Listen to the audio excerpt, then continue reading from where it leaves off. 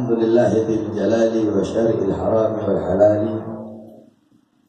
اللهم صل وسلم على نور الأنوار وسر الأسرار وتريك الأخيار ومفتاح باب اليسار سيدنا مولانا محمد بن المختار وآله الأطهار وأصحابه الأخيار عدد نعم الله وإفطاره. Amma ba'd, alhamdulillah, segala puji dan syukur kehadirat Allah Subhanahu wa Ta'ala yang telah mengumpulkan kita di majlis ilmu yang penuh keberkahan ini. Mudah-mudahan berkumpulnya kita di majlis Allah Subhanahu wa Ta'ala selalu pandang kita semua dengan pandangan rahmat. Allah pandang kita dengan pandangan kasih sayang. Allah pandang kita dengan pandangan maghfirah. Allah pandang kita dengan pandangan pengampunan. Amin, amin, ya Rabbal Alamin.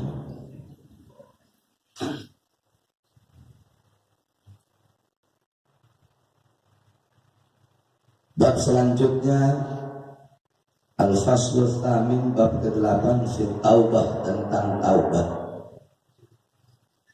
At-taubatu wajibatun ala kulli muslimina wal muslimat. Qala Allah Ta'ala tubu ilallahi taubatan nasuha. Wal amru lil wujub. Wa qala ta'ala wa la takunu kalladzina nasullaha, yani ahadullah wa nabadhu kitabihi wara'a dhuhurihim fa'ansahum anfusahum, yani halahum hatta lam yanhu anfusahum wa lam yuqaddimu laha khaira. Wa qala sallallahu alaihi wasallam man ahabba liqa Allah ahabba Allah liqa'ahu wa man karaha liqa Allah karaha Allah liqa'ahu ulaika humul fasiqun, yani al-asun an-nakidun ahaduhumul kharijun an tariqil hidayah wal rahmah wal maghfirah. Wal fasik ala nawahani, fasikun kafirun wa fasikun fajirun. Berkata Imam Al-Ghazali, taubat itu adalah suatu kewajiban bagi setiap muslim laki-laki dan setiap muslim perempuan. Ya, kama qala Allah Ta'ala, sebagaimana yang telah Allah firmankan, tubu, bertaubatlah engkau, bertaubatlah kalian, ilallah, bertaubatlah kepada Allah, taubatan nasuha, dengan sebenar-benarnya taubat. Qala ulama, yakni at-taubah fardun min kulli ma'siyah. Taubat itu adalah kewajiban dari segala macam maksiat, baik engkau maksiat kecil atau maksiat besar, baik yang kau lakukan perbuatan dosa kecil atau perbuatan dosa besar, baik kesesatan kecil atau kesesatan besar, baik kufur kecil atau kufur besar, baik syirik kecil atau syirik besar, wajib bagi kita untuk bertaubat kepada Allah Subhanahu wa Ta'ala. Sebagaimana Allah berfirman dalam Al-Quran, tubu, bertaubatlah kalian, ilallah, kepada Allah, taubatan nasuha, dengan taubat nasuha, yakni taubat yang sebenar-benarnya. Apabila engkau punya dosa, punya kesalahan, maka bertaubat kepada Allah Subhanahu wa Ta'ala, yakni al-ma'siyat ma tata'allaku bainal ibad wa bainallah, baik itu maksiat yang bersangkutan kepada Allah atau bersangkutan dengan manusia, baik dosamu kepada Allah dan dosamu kepada manusia. Jadi ada syarat-syarat taubat. Kalau syarat taubat yang dimana kesalahan kamu, perbuatan dosa kamu kepada Allah, itu ada 3. Itu ada 3. Yang pertama, hendaklah engkau berhenti dari perbuatan maksiat tersebut. Engkau mabuk, itu bermaksiat kepada Allah Subhanahu wa Ta'ala. Engkau berzina, itu maksiat kepada Allah Subhanahu wa Ta'ala. Engkau berbuat syirik, itu bermaksiat kepada Allah Subhanahu wa Ta'ala. Engkau sombong, itu berbuat maksiat kepada Allah Subhanahu wa taala. Durhaka kepada kedua orang tua, itu bermaksiat kepada Allah Subhanahu wa taala. Membunuh, itu bermaksiat kepada Allah Subhanahu wa taala. Cara tobat nasuha pertama yaitu hendaklah engkau berhenti dari perbuatan maksiat tersebut. Itu pertama syarat tobat nasuha. Yang dimana maksiatnya berkaitan dengan Allah, berhubungan dengan bermaksiat kepada Allah. Yang pertama. Yang kedua adalah menyesali perbuatan dosa tersebut. Harus kamu menyesali. Kalau kamu telah meninggalkan maksiat tapi masih bangga dengan maksiat tersebut, yakni yatakarrarul maksiat, kamu ulang-ulang maksiat tersebut. Saya ini dulu preman, saya ini dulu suka mabuk, bangga, tidak menyesal dengan perbuatan dosa tersebut, itu bukan tobat nasuha. Yang kedua. Yang ketiga yaitu engkau tidak mengulangi perbuatan dosa tersebut. Ya. Jangan tobat, pagi tobat, siang sudah maksiat lagi. Siang tobat, malam sudah maksiat lagi. Jangan pagi mukmin, siang kafir. Siang mukmin, malam kafir. Malam kafir, pagi udah mukmin lagi. Pagi fasik, malam jadi orang soleh lagi.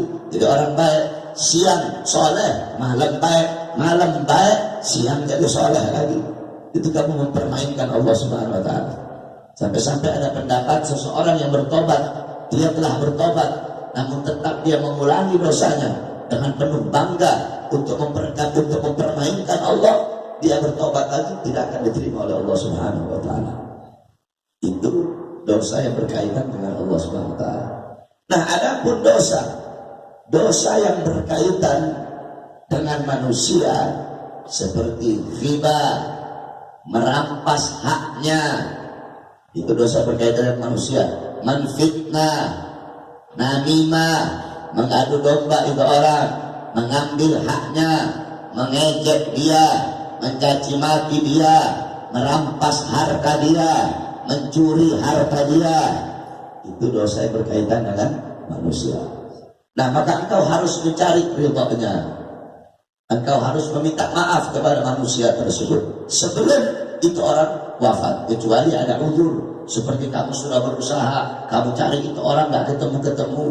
Dan bahkan Al-Imam Suyuti berkata, dosa seseorang kepada manusia apabila orang yang dia perbuat dosa tersebut, saya berbuat dosa sama kamu, kemudian kamu meninggal, saya punya utang sama kamu, saya punya dosa sama kamu, saya punya kesalahan banyak sama kamu, kemudian kamu meninggal, ahli waris kamu tidak punya hak untuk memaafkan saya. Makanya kan Nabi bilang sama sahabat, atadaruna manil muflis, hai sahabat, tahukah kamu siapa orang-orang yang rugi? Sahabat bilang, al-muflis, orang-orang yang rugi, orang-orang yang bangkrut, orang-orang yang gulung tikar. Kata Nabi, bukan. Al-muflisu ja'a fi yaumil qiyamah. Orang yang rugi itu nanti dia datang ke akhirat, datang pada hari kiamat, bisolatihim, wa bi'ilmihim, wa bisakatihim. Dia datang bawa pahala salat, bawa pahala ilmu, bawa pahala zakat, bawa pahala haji. Dia bawa pahala yang banyak. Akhirnya ketika dia akan dimasukkan surga, datang satu orang, ya Allah, dulu dia pernah menfitnah saya. Akhirnya pahala orang yang menfitnah ini dikasih kepada orang yang difitnah. Datang lagi, ya Allah, dulu dia pernah mencaci maki saya. Diambil pahala ini orang yang mencaci maki, dikasih kepada orang yang dicaci maki. Itu kesalahan kepada manusia. Datang lagi, ya Allah, dulu dia pernah namimah saya, adu domba saya. Diambil pahalanya, dikasih. Terus. Udah habis pahala ini orang. Pahalanya habis. Masih datang lagi. Ya Allah, dulu dia pernah memukul saya. Udah habis pahala. Dosa orang yang dipukul dikasih. Ya Allah, dulu ini dia pernah merampas haknya saya. Udah habis pahalanya. Dosa orang yang dirampas hartanya dikasih. Dulu dia pernah menzalimi saya. Dosa orang yang dizalimi dikasih. Sehingga dia menjadi hamba yang rugi. Ruginya apa? Datang bawa amal pahala, habis amal pahalanya tergantikan dengan dosa-dosa kepada manusia yang dia lakukan, sedangkan sebelum wafat dia belum bertobat kepada Allah dan belum meminta maaf daripada mazlum, orang-orang yang dia zalimi tersebut. Jadi, ya. Kemudian tubillahi taubatan nasuha. Ini adalah kewajiban untuk bertobat kepada Allah. Ya, wala amru, adapun perintah Allah ini adalah suatu kewajiban. Wa qala ta'ala, sebagaimana Allah Subhanahu wa taala berfirman, wala takunu kalladzina nasullaha, janganlah kalian menjadi orang-orang yang lupa kepada Allah. Lupa kepada Allah Subhanahu wa taala, yakni ahadullah wa nabadhu kitabu wara'a dhuhurihim, yang dimana orang-orang yang berjanji kepada Allah Subhanahu wa taala, mereka berjanji kepada Allah tetapi mereka mengingkari kitab Allah Subhanahu wa taala dan meletakkan kitab Allah tersebut di belakang pundak mereka. Ya, fa'ansahum anfusahum, sehingga Allah membuat mereka lupa terhadap diri mereka, yakni halahum hatta lam yanhu anfusahum wa lam yuqaddimu khairan, sehingga dia lupa dia punya diri dan dia tidak mendahulukan daripada hal-hal yang baik. Wa sallallahu alaihi wasallam, dan berkata Rasulullah sallallahu alaihi wasallam, man ahabba liqa Allah ahabba Allah liqa'uhu, barang siapa yang cinta untuk berjumpa dengan Allah, barang siapa yang pengen berjumpa dengan Allah Subhanahu wa taala, maka Allah juga pengen berjumpa dengan itu orang. Wa man taraha, dan barang siapa yang tidak suka liqa Allahi, untuk berjumpa dengan Allah, karahallahu liqa'ahu, maka Allah Subhanahu wa taala juga tidak mau berjumpa dengannya. Jadi kalau kamu cinta, kamu pengen, kamu suka berjumpa dengan Allah, Allah juga suka berjumpa dengan kamu. Tapi kalau kamu tidak mau berjumpa dengan Allah, Allah juga tidak mau berjumpa dengan kamu. Maksudnya apa? Allah suka dengan taubatnya kamu. Sampai-sampai dalam hadis diriwayatkan bahwasanya Allah Subhanahu wa taala lebih suka kepada orang yang bertaubat. Senangnya Allah itu, Allah lebih senang daripada senangnya seseorang yang kehilangan onta, kemudian tiba-tiba dia menemukan ontanya. Kita kan kalau lagi kehilangan barang, lama kita cari-cari gak ketemu itu barang. Sekalinya ketemu kan senang banget kita. Ini barang lama-lama saya cari gak ketemu, kan bahagia kita, senang kita. Nah, Allah lebih senang kepada orang yang bertobat dari senangnya seseorang yang kehilangan barang lama, kemudian dia menemukan barang tersebut. Saking senangnya Allah Subhanahu wa taala kepada hamba-hamba yang bertobat. Ulaika humul fasiqun, sesungguhnya mereka adalah orang-orang yang fasik. Siapa orang-orang yang fasik? Yakni al-asun, yaitu hamba-hamba yang suka berbuat dosa. An-nakidun ahadahum, yaitu orang-orang yang suka melanggar janji-janjinya. Al-kharijun, orang-orang yang keluar antara hidayati wa rahmati wal maghfirati, orang-orang yang keluar daripada jalan hidayah, daripada jalan rahmat, dan daripada jalan maghfirah. Wal fasik ala naw'aini, adapun fasik itu terbagi menjadi dua. Al-fasik itu yakni al-fasaqa bisa diartikan orang-orang yang keluar. Orang-orang yang keluar, jadi al-fasaqa min ibadatillah, orang yang keluar dari ibadah kepada Allah, yani tidak beribadah kepada Allah. Kalau orang-orang Arab itu suka bilang fasaqat ar-radbatu min syikri min gisri, fasaqat ar-radbatu min gisri, telah keluar, ya, telah keluar itu ar-rutab itu kurma basah dari daunnya. Jadi fasa itu orang yang keluar. Maksudnya apa? Orang yang keluar dari ibadah, keluar dari sholat, yakni tidak beribadah kepada Allah. Yakni maksudnya apa? Ya bermaksiat kepada Allah Subhanahu wa taala. Nah, fasik itu ada dua. Fasikun kafirun, ada orang fasik yang kafir. Wa fasikun fajirun, ada orang fasik yang rusak. Ada orang fasik yang kafir, ada orang fasik yang rusak. Fal fasikul kafiru huwa man lam yu'min billah wa rasulih wa kharaja 'anil hidayah wa dakhala fi dhalalah. Adapun fasik yang kafir itu yaitu huwa man lam yu'min billah, adalah dia orang yang tidak beriman kepada Allah Subhanahu wa taala wa rasulih, dan tidak beriman kepada Rasul Allah Subhanahu wa taala Nabi Muhammad. Wa kharaja 'anil hidayati, dan dia orang yang keluar dari hidayah, keluar dari petunjuk, wa dakhala fi dhalalah, dan dia masuk di dalam kesesatan.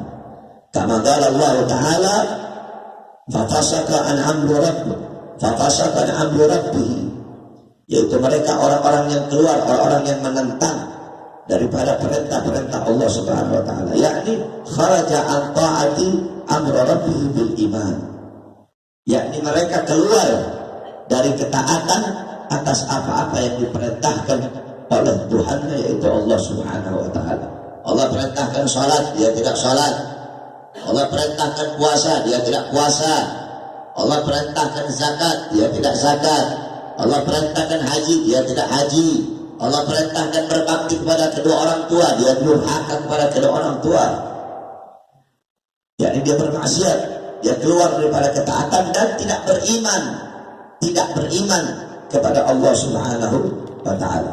Ini orang fasik yang kafir, yakni orang yang tidak beriman kepada Allah Subhanahu wa taala.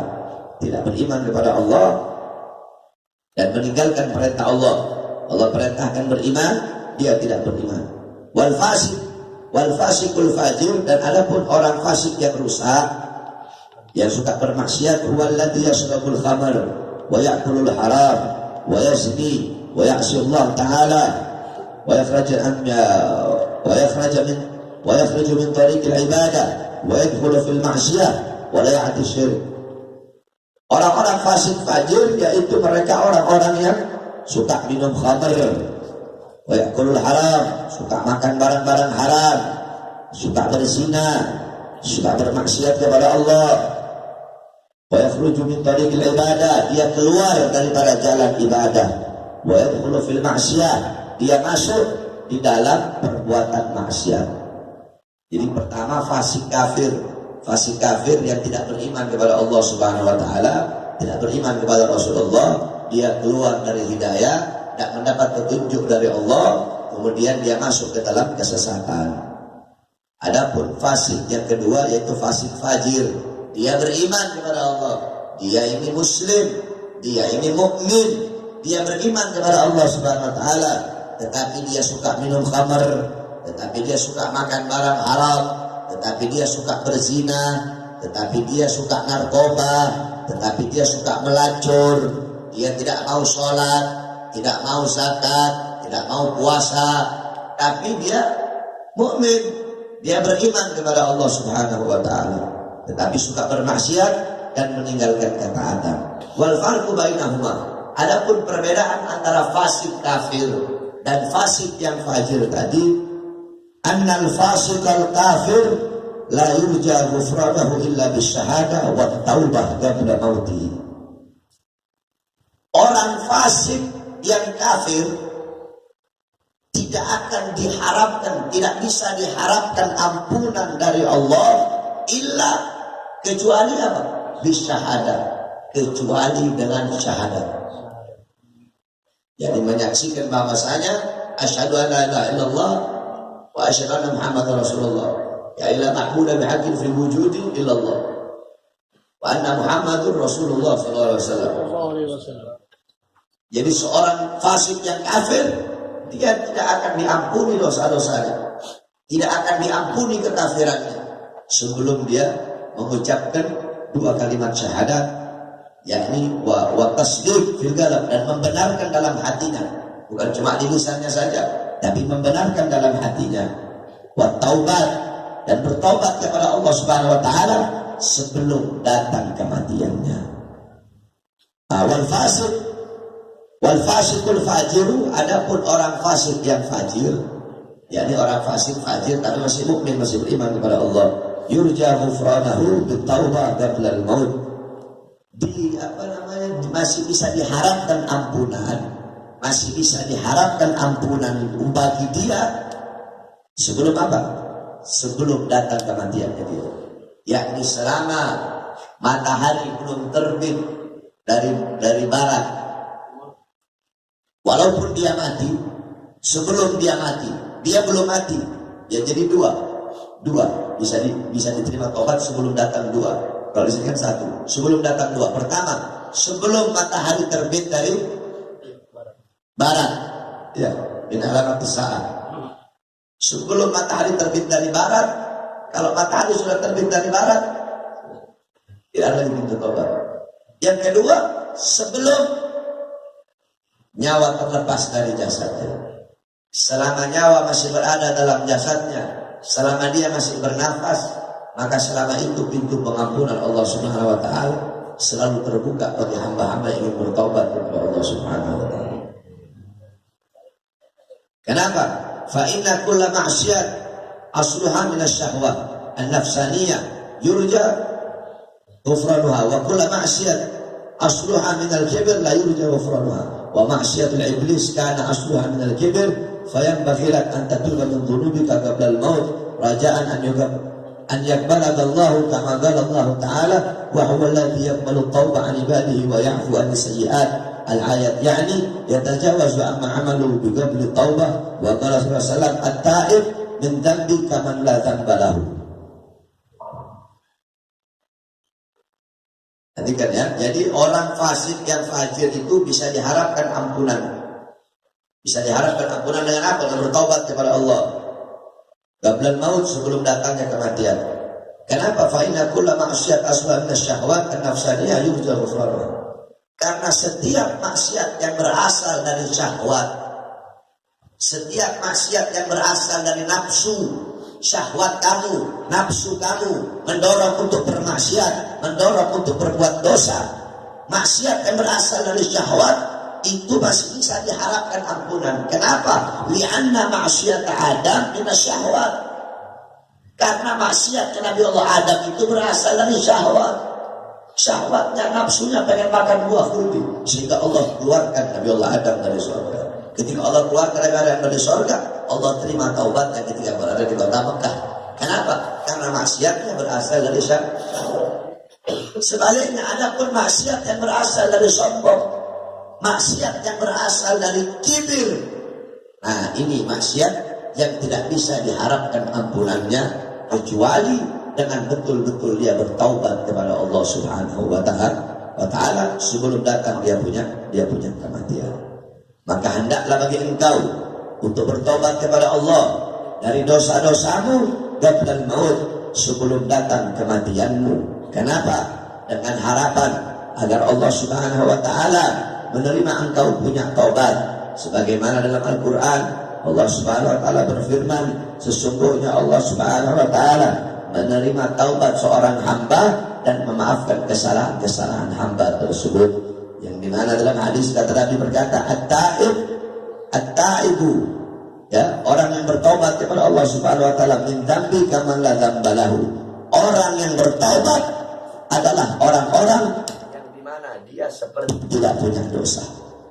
Jadi kamu bertaubat kepada Allah, kamu kayak bayi baru lahir, tidak ada sedikit pun dosa dalam diri kamu. Dia diceritakan anna rajulan kana kullama adnaba yaktubu dhanbahu fi diwan fa adnaba yawman ma dhanba fa nashara diwanuhu yaktubu fihi falam yajidu fihi illa Allah ta'ala fa ulaika yabdulu Allah sayyi'atihim hasanat. Al-ayat yakni yubaddilu makana syirk bil iman wa makana zina al-afu wa makana al-ma'siyah al-asma wa ta'at.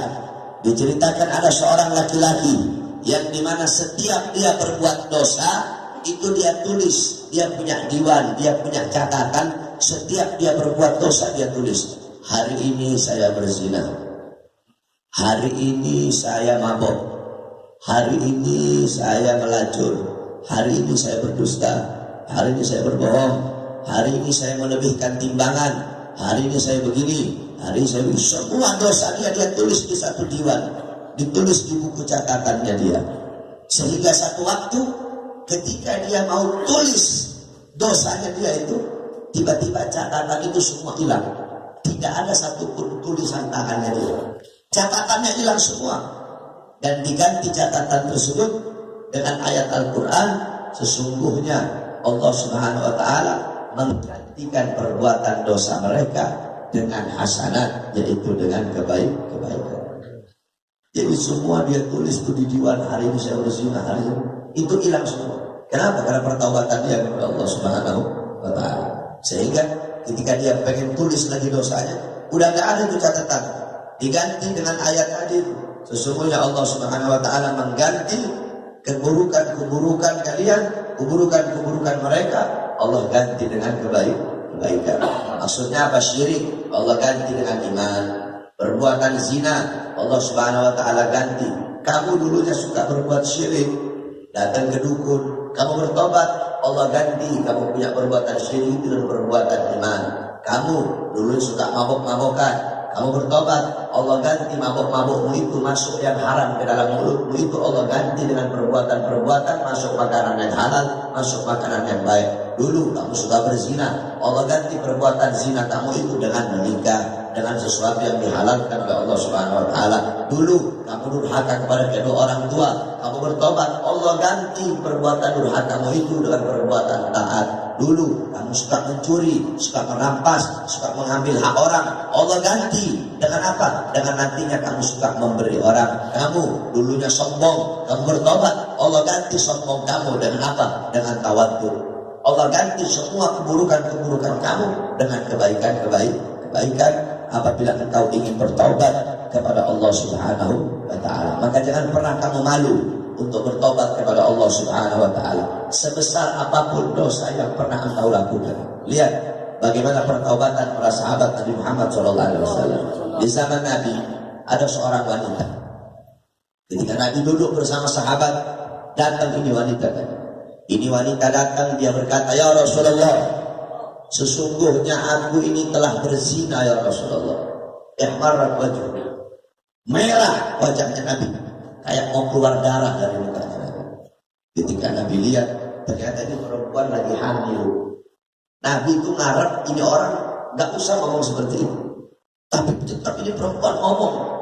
Kenapa? Karena dia itu pengen bertobat kepada Allah Subhanahu wa Ta'ala. Tolong sucikan aku ya Rasulullah, sucikan aku, hukum aku ya Rasulullah, biar aku jadi suci. Aku menerima had, aku menerima rajam apapun dari ya Rasulullah. Kata Nabi apa? Engkau sedang hamil, biarkanlah nanti kalau kamu sudah selesai hamil baru kamu datang lagi. Akhirnya 9 bulan selesai hamil, datang dia bawa anak. Ya Rasulullah, aku sudah selesai hamil, tolong ya Rasulullah, aku pengen bertobat ya Rasulullah, tolong Allah ini belum ampuni dosanya, tolong sucikan aku Rasulullah. Nabi hancur hatinya Nabi hancur. Lihat ini perempuan baik. Kata Nabi apa? Biarkan kamu susui dulu bayi kamu, sampai nanti kalau udah kamu sakit, udah gak nyusu, baru kamu bawa kemari kamu punya bayi. Akhirnya dibawa lagi sama itu perempuan, sampai selesai 2 tahun, selesai dia sakit, baru dia datang, ya Rasulullah udah. Kalau kita kan nggak mungkin kayak begitu. Ini perempuan saking memiliki iman yang teguh, pengen taubat. Padahal hukumannya dia mati, dirajam dia, zanil muhsan, dia udah punya suami tapi berzina. Akhirnya apa? Dia datang ke Rasulullah, udah aku selesai sakit. Akhirnya kata Rasulullah, man arada an yakfil hadas sabi. Kata Nabi, siapa yang pengen menjaga ini anak, maka kelak dia akan berjumpa dengan di surga. Akhirnya ada sahabat Nabi yang ngurusin anak ini perempuan, kemudian dirajamlah sama Nabi Muhammad sampai ini wanita mati. Ketika ini wanita udah mati, Nabi sholatin jenazahnya. Padahal ada seorang pezina, Nabi sholatin jenazahnya. Akhirnya kata si Umar bin Khattab, ya Rasulullah, kenapa kamu sholatin jenazah itu perempuan? Dia kan pezina. Apa kata Rasulullah? Kesungguhan dia dalam bertaubat, 1 taubatnya dia cukup untuk 70 penduduk Madinah yang berbuat dosa. Karena begitu teguhnya dia akan bertobat kepada Allah Subhanahu wa Ta'ala. Seperti itu. Kemudian ada Tha'labah bin Abdurrahman. Beliau sahabat Nabi yang dimana satu waktu beliau ini tidak sengaja, ada satu perempuan yang sedang mandi, tirainya kebuka, nggak sengaja lihat, ditutup kata beliau begini. Kalau sengaja kan beda lagi. Kalau sengaja itu ada satu hadis dalam kitab Marqatus Su'ud Tasdid qala Rasul man tala'a fi baiti qaumin bighairi idrihim faqad halal lahum an yufaqqa ainahu. Barang siapa yang ngintip-ngintip isi rumah seseorang, ngintip-ngintip isi rumah tanpa izin dari pemilik rumah, sang pemilik rumah halal mencolok kedua mata. Fudul, mau cari tahu, ngintip lihat rumah, itu istrinya Habib, itu anak-anaknya Habib, itu hartanya Habib, itu begini, itu ininya orang, itu fudul, ngintip-ngintip isi rumah, sang pemilik rumah halal mencolok kedua mata. Kalau sengaja, jadi kan beliau nggak sengaja, langsung beliau tutup. Akhirnya nyesel beliau. Akhirnya apa? Beliau ngilang, beliau cari gunung yang tinggi, nangis, nyesel. Padahal cuma gitu doang. Kamu pagi hari siang soal maksiat gak ada nyesel. Kamu tahu Nabi Muhammad setiap hari kata Nabi, setiap hari 100 kali bertobat kepada Allah SWT. Padahal Nabi gak punya dosa, Nabi gak punya salah, tapi sehari 100 kali bertobat kepada Allah Subhanahu wa Ta'ala. Nah akhirnya beliau selama 40 hari pergi ngasih ke gunung. Nabi suruh Umar bin Khattab, Nabi suruh Salman Al-Farisi cari sampai ketemu, gak dapat. Akhirnya ketika satu waktu mereka nanya sama satu orang kambing, sama satu orang roi, pengembala kambing, kamu lihat ini orang begini. Oh iya, dia ada. Dia tidak pernah keluar kecuali selama 40 hari baru satu kali dia keluar datang ke sini. Itu Allah SWT. Dari pagi badannya udah kurus, matanya cekung, banyak menangis, takut kepada Allah SWT. Dipanggil sama Nabi, disuruh duduk di pahanya Nabi. Dia tidur di pahanya Nabi. Ketika dia tidur di pahanya Nabi, kata ini sahabat tadi, kata Sa'labah bin Abdurrahman, ya Rasulullah, aku tidak pantas, pendosa ini tidak pantas duduk di pahamu ya Rasulullah. Kata Nabi, kamu berbuat dosa apa? Kata Sa'labah tadi, ya Rasulullah, aku tidak sengaja ada wanita yang terhikap sehingga aku melihat auratnya ya Rasulullah. Kata Nabi apa? Apabila seorang hamba datang kepada Allah dengan membawa dosa sebanyak bumi, datang bawa dosa sebanyak bumi, maka Allah akan terima dosanya dia, pengampunan Allah sebesar bumi. Subhanallah. Ada orang datang bawa dosa kepada Allah sebesar bumi, pengampunan Allah juga sebesar bumi untuk dia. Akhirnya ketika dia dengar itu, langsung ketika itu juga dia meninggal ketika dia meninggal ketika itu juga Rasulullah sholati dia. Setelah selesai sholati, Rasulullah jalan kayak begini. Rasulullah jalan begini. Sahabat bilang, ya Rasulullah, kamu kenapa jalan seperti kayak sempit? Kata Rasulullah, iya, aku jalan seperti ini karena terlalu banyak malaikat yang turun dari langit untuk mensolati jenazah Rasulullah, sehingga aku merasa sempit. Orang yang bertobat kepada Allah Subhanahu wa Ta'ala. Kemudian ada seorang pembunuh, 99 kali dia bunuh orang. 99 kali dia bunuh orang. Akhirnya dia datang ke satu orang ingin bertobat. Ayo tuntun aku untuk bertobat. Dosa apa yang kamu lakukan? Aku berbuat dosa telah membunuh 99 orang. Celaka kamu, kata orang itu. Kesal dia dibilang begitu, orang mau tobat malah digonggolin begitu, dibunuh. Pas dari 100. 100 orang dia bunuh. Akhirnya dia cari kabar siapa yang bisa tuntun saya bertobat. Kamu pergi ke ujung sana, ada orang yang bisa tuntun mau bertobat. Pergi dia ke tempat tersebut, di tengah perjalanan meninggal dunia. Akhirnya malaikat azab sama malaikat rahmat berselisih paham. Kata malaikat rahmat, ini orang meninggal husnul khatimah. Kenapa? Karena meninggalnya dia dalam perjalanan untuk bertaubat kepada Allah. Malaikat azab bilang, oh enggak, ini orang matinya husnul khatimah. Kenapa? Karena dia meninggal habis bunuh orang. Mereka datang kepada Allah. Apa kata Allah? Kamu hitung saja. Kalau jarak dari dia tempat bunuh orang tadi, ya, kalau jarak dia lebih dekat, jarak dia mati Ini dia mati di sini. Kalau jarak dia mati dari jarak dia bunuh orang lebih dekat, meninggalnya Sul Khatimah.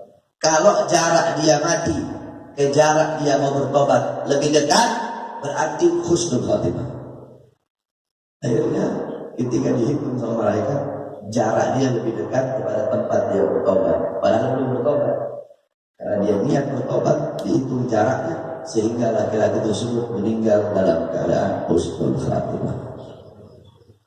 Al-Imam Abu Hurairah radhiyallahu anhu, satu waktu datang seorang wanita ke beliau, bilang, "Ya Abu Hurairah, aku berbuat dosa begini.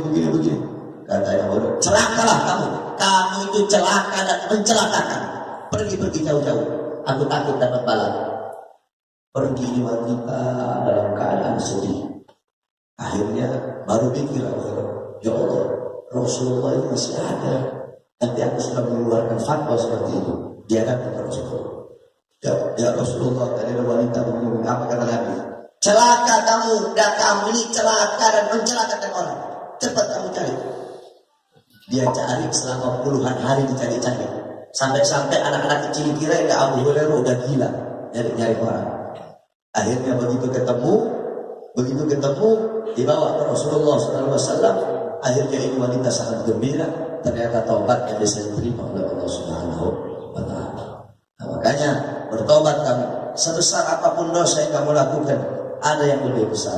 Apa itu? Pintu pengampunan dari Allah Subhanahu wa Ta'ala. Sayyidina Umar bin Khattab, beliau dulu suka mabuk, suka bunuh orang, tetapi beliau bertobat kepada Allah Subhanahu wa Ta'ala. Ketika beliau pergi ke rumah adiknya beliau namanya Fatimah. Beliau pergi ke rumah adiknya Fatimah. Ketika itu ada sahabat Nabi namanya Khabbab sedang membacakan ayat-ayat Al-Quran. Sehingga ketika beliau mendengar ayat Al-Quran tersebut, tersentuh hatinya, bertobat, beriman kepada Nabi Muhammad SAW. Fudail ibn Iyad, ente tahu Fudail ibn Iyad, seorang ulama sufi, gurunya para ulama-ulama. Beliau itu mantan perampok. Fudail ibn Iyad mantan perampok. Sampai-sampai di kitab Al-Imam Az-Zahabi, dalam kitab Syiarul A'lam An-Nubala, itu dijelaskan Fudail ibn Iyad itu kalau ngerampok sendiri nggak butuh banyak orang. Asal dia lewat, semua orang kabur. Asal dia lewat, semua orang lari. Fudail ibn Iyad. Akhirnya apa? Dia bertobat sehingga menjadi seorang wali besar, menjadi seorang ahli hikmah, menjadi seorang sufi, menjadi seorang yang dekat kepada Allah Subhanahu wa Ta'ala. Bertobat kepada Allah Subhanahu wa Ta'ala. Bahkan pendeta itu muslim. Ini pendeta. Dulu ada seorang soleh, ya, dan Imam siapa namanya saya lupa. Akhirnya ini orang soleh itu satu waktu dia berjalan. Ketika dia berjalan, ketemu dengan seorang pendeta, seorang rahib. Ini pendeta bilang, ya fulan, saya udah 3 hari nggak makan, lapar saya. Akhirnya ini orang soleh berdoa kepada Allah, ya Allah, tolong turunkan makanan dari langit, turun makanan dari langit, makan bareng-bareng. Akhirnya nggak salah lama tetap deh, kalau itu Malik bin Dinar kalau nggak salah, Malik bin Dinar lupa namanya. Akhirnya berjalan, di tengah perjalanan gantian, ini orang soleh ini bilang, aku lapar, pendeta, kamu punya makanan nggak? Itu pendeta angkat tangan, ya Allah, turunkan makanan dari langit, turun makanan. Kaget ya orang itu, saya nggak mau makan ini makanan sebelum kamu jelasin apa yang terjadi. Ayo cepat jelaskan apa yang terjadi. Dijelaskan seperti pendeta tadi. Selama 3 hari aku ikut dengan kamu. Ketika aku melihat kejadian kamu minta turun makanan dari langit, ketika itu aku masuk Islam. Ketika itu aku mulai dekatkan diriku kepada Allah Subhanahu wa Ta'ala, sehingga Allah mengabulkan apa yang aku minta. Yakni Allah memberikan apa-apa yang tidak Allah berikan kepada hamba-hamba yang sudah bertobat kepada Allah Subhanahu wa Ta'ala. Ada seorang tukang jagal. Ini tukang jagal. Akhirnya suatu waktu dia pergi datang untuk meminang seorang perempuan. Sebelum dia nikah mau diajak zina ini perempuan. Takut ini perempuan. takut kepada Allah. Kata laki-laki, kalau engkau saja takut kepada Allah, bagaimana aku tidak punya rasa takut kepada Allah? Akhirnya ini tukang jagal pergi bertobat kepada Allah SWT. Ketika dia di jalan dalam pertaubatannya kepada Allah, dia berjumpa dengan satu orang soleh. Akhirnya itu awan ikut. Dia kira awan ini ngikut, awan ini naungi dia gara-gara ada orang soleh. Terus diikutin sampai ada orang soleh sudah selesai, dia pergi lagi. Ketika dia balik, itu awan yang ngikutin orang soleh. Itu awan ngikutin dia. Dikejar sama orang soleh tadi. Subhanallah, kamu kok bisa seperti ini? Awan menaungi kamu. Dia cerita, saya baru bertobat kepada Allah Subhanahu wa taala. Akhirnya apa itu orang soleh? Orang yang bertobat kepada Allah, dia akan mendapatkan tempat yang dimana tidak ada orang lain yang bisa masuk ke dalam tempat tersebut. Bertobat kepada Allah, sebesar apapun dosa yang kamu lakukan, ingat pintu pengampunan Allah lebih besar daripada dosa-dosa yang kamu lakukan. Dulu pernah datang satu orang kepada Rasulullah, ya Rasulullah, aku berbuat dosa besar. Lebih besar mana dosa kamu dengan bumi? Lebih besar dosa saya. Lebih besar mana dosa kamu dengan langit? Lebih besar dosa saya. Lebih besar mana dosa kamu dengan arsy? Lebih besar dosa saya. Emangnya dosa kamu apa?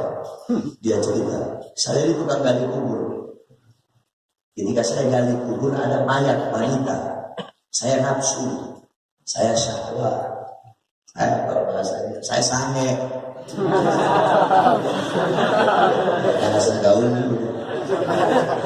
Akhirnya saya zinahi itu mayat. Habis saya zinahi, tiba-tiba mayat itu berkata, celaka engkau. Aku sudah dikuburkan, dimandikan dalam keadaan suci. Sekarang aku dalam keadaan junub. Siapa yang akan memandikanku? Sedangkan aku sudah menjadi mayat seperti ini. Kata Nabi, lebih besar mana dosa kamu dengan pintu pengampunan Allah? Lebih besar pintu pengampunan Allah. Bertobat kepada Allah SWT. Jangan pernah malu dan pernah takut untuk bertobat kepada Allah Subhanahu wa taala. Ente dulu pernah mabuk, sebanyak-banyaknya ente mabuk, tobat kepada Allah Subhanahu wa taala. Tato saya banyak, sebanyak apapun ente punya tato, tobat itu. Dulu punya murid santri pertama di pondok, namanya Haris tato. Itu Haris dari ujung rambut ke ujung kaki tato. Ada bagian tato. Kalau bunuh orang, subhanallah, ente tahu dia meninggal lagi ngawal anak ceramah di Madura. Waktu itu lagi sakit dia di sawah. Udah Haris ente nggak usah ikut. Enggak, ente lagi sakit liver, enggak mana mau ikut tuh. Saya tahu cara mati dalam keadaan berlaku. Boleh temen dia ikut sampai ada ceramah di Jawa Tengah dulu, di Jawa Tengah. Biasa yang mereka lakukan. Ini banyak orang-orang mau hijrah. Al-Muhajir, ente tahu? Al-Muhajir, galan Rasul, ada ashahul makna al-muhajir. Yang paling sahih makna hijrah itu yakni al-muhajir man hajara manahallahu anhu. Al-muhajir, kata Nabi, orang yang berhijrah itu adalah orang-orang yang meninggalkan apa-apa yang dilarang oleh Allah Subhanahu wa taala. Makanya ada orang pakai cadar, jangan ente jauhi. Jangan kau dulu teroris, jangan kau dulu radikal. Mereka itu dulunya pakai tank top. Mereka itu ada yang dulunya pakai rok mini. Mereka itu ada yang dulunya anak band. Mereka dulu itu ada yang dulunya pelacur. Ada yang mereka bertobat kepada Allah. Mereka insaf, mereka tobat, menyesali perbuatannya, pengen berubah. Sehingga apa? Mereka pakai jilbab. Jangan kau ejek, jangan kau jauhi, jangan kau asingkan. Ini wanita pakai cadar dituduh teroris. Wanita pakai cadar mau masuk universitas nggak boleh dengan alasan budaya Arab. Kalau ada ustadz atau kiai atau ulama ngomong an-nidar bahwasanya cadar itu budaya Arab, ustadz kiai goblok. Kamu tahu wanita-wanita kami tidaklah wanita-wanita kami itu berpakaian berpakaian seperti burung gagak hitam, hitam dari ujung rambut, hitam sampai ujung kaki, tidak kelihatan apapun.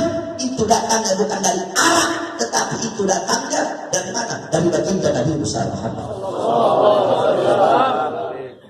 Itu bukan kitab An-Nida, ada kitab namanya An-Nida. Itu di kitab itu dijelaskan bahwasanya orang Arab zaman dulu itu An-Nida lil jin siapa, di kitab An-Nida lil jin siapa, ada belakang kita lupa. Itu orang Arab sebelum Nabi mendakwahkan Islam, itu mereka suka dandan. Orang Arab itu suka dandan, suka kelihatan dadanya pakai kalung. Jadi cadar bukan budaya Arab. Tidaklah cadar itu datang, tidaklah wanita kami bercadar, tidaklah wanita kami berpakaian seperti burung gagak hitam, kecuali itu datangnya dari baginda Nabi besar Muhammad. Itu orang-orang seperti itu, orang-orang yang ingin menjauhkan engkau dari syariat Nabi. Orang-orang yang ingin menjauhkan wanita-wanita kamu dari siapa?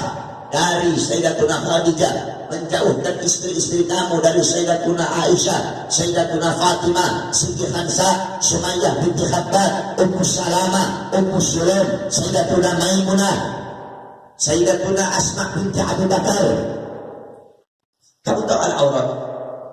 Al-aurat, aurat itu adalah sesuatu yang malu kalau diperlihatkan dalam bahasa.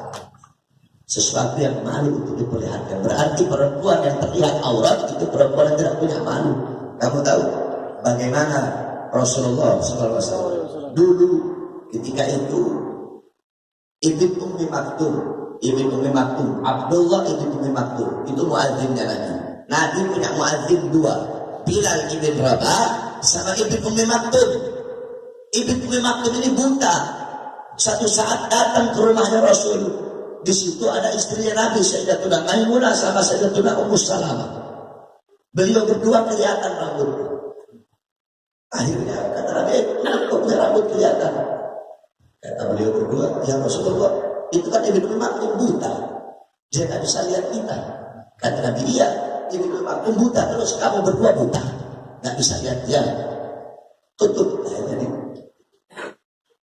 Sayyidina Umar bin Khattab. Ente tahu yang bunuh Umar bin Khattab itu Abu Lu'lu'ah. Sebelum beliau bunuh Umar bin Khattab, itu mau dipukul pakai pedang. Sayyidina Umar bin Khattab punya istri. Beliau keluarkan, beliau punya hijab sedikit, terus untuk menangkis pedang tersebut. Agar gak kena sama Umar bin Khattab, kelihatan rambutnya. Kata Sayyidina Umar, apa? Wahai istriku, demi Allah, lebih baik aku terbunuh dengan pedang tersebut daripada engkau menangkis pedang tersebut kemudian terlihat kau punya aurat. Mending saya mati sama itu pedang, mending kau usah mau tangkis, mending saya mati aja daripada terlihat kau punya aurat. Sayyidatina Aisyah radhiyallahu anha ketika berihram, ketika lagi ihram, ada segerombolan orang-orang yang lewat, itu beliau kan pakai jilbab panjang, itu ditutup muka beliau agar tidak kelihatan. Wanita-wanita di Hadramut itu kalau lagi lewat di lorong, lagi lewat di jalan, ada laki-laki lain, mereka putar balik mencari jalan yang tidak dilewati oleh laki-laki yang bukan muhrim. Seperti itu mereka menjaga auratnya. Jangan bilang perempuan yang pakai cadar itu teroris, radikal, intoleran. Orang-orang munafik berkata, oh itu kan mereka yang memakai pakaian rok mini, mereka yang buka aurat, itu kebebasan mereka. Iya, jikalau yang buka aurat saja itu kebebasan mereka, maka kami menjawab, mereka orang-orang yang buka aurat, wanita-wanita yang membuka aurat, wanita-wanita yang telanjang, wanita-wanita yang menjadikan orang-orang barat sebagai gaya hidup mereka, sebagai gaya cara berpakaian mereka. Kalau wanita bebas, mereka yang membuka aurat, itu kebebasan mereka di dalam kemaksiatan mereka, di dalam bermaksiat. Maka wanita-wanita yang pakai cadar, itu juga kebebasan mereka di dalam berbuat taat. Mereka perempuan yang buka aurat dibilang kebebasan untuk bermaksiat, ya. itu kebebasan mereka adalah bermaksiat. Kalau wanita yang buka aurat adalah kebebasan mereka adalah bermaksiat, maka wanita yang pakai cadar kebebasan mereka adalah berbuat taat. Itu persoalkan cadar, Ustaz goblok. Itu persoalkan cadar, rektor goblok. Itu persoalkan cadar, dosen goblok. Cadar itu persoalkan. Wanita yang buka auratnya tidak persoalkan. Wanita yang pakai rok ini tidak persoalkan. Wanita yang rambutnya terurai tidak persoalkan. Jadi tidak ada itu. Cadar bukan budaya Arab, budaya Nabi, budaya Islam, ajaran Nabi. Datangnya bukan dari Arab. Orang Arab suka dandan ketika di zaman jahiliyah. Itu buka kitab-kitab tafsir. Mereka suka dandan, suka pakai celak, suka memperlihatkan. Bahkan kalau ada orang puji mereka, mereka kasih uang. Sehingga ketika turun ayat yang Allah memerintahkan istri-istri para nabi untuk memakai hijab, barulah mereka mulai pakai hijab. Itu datangnya bukan dari Arab. Wanita kami berpakaian seperti gagak hitam, pakai cadar dari ujung sini sampai sini nggak kelihatan. Itu semua datangnya bukan dari budaya Arab, melainkan datangnya dari baginda Nabi besar Muhammad SAW. Cadar ikhtilaf ulama. Ulama berbeda pendapat tentang hukum cadar. Dhahaba jumhurul fuqaha, jumhur para ulama, para fuqaha, para ahli fikih, al-Hanafiyah, wal Malikiyah, wal Syafi'iyah, wal Hanabilah. Pendapat mazhab al-Imam Hanafi, al-Imam Maliki, al-Imam Syafi'i, al-Imam Hanbali, itu ikhtilaf, berbeda ulama, berbeda pendapat para ulama. Contoh dari mereka, dari beliau-beliau, intinya fatwanya seperti ini, ya. Ada habal jumhurul fuqaha al-Hanafiyah wal Malikiyah wal Syafi'iyah wal Hanabilah ila anna al-wajha laisa bi'auratin. Ingat, tahu artinya? Sesungguhnya wajah perempuan itu bukanlah aurat. Wajah wanita bukan aurat. Wajah wanita bukan aurat. Wa idza lam yakun auratan, maka oleh karena wajah wanita itu bukan aurat, fayajuzu, maka diperbolehkan antasturahu wa tantakiba, maka diperbolehkan bagi dia untuk menutup wajahnya dan bernidab pakai cadar. Ya. Walaha antakshifahu wala antakiba. Bisa juga dia buka dan tidak bercadar, tapi pakai jilbab.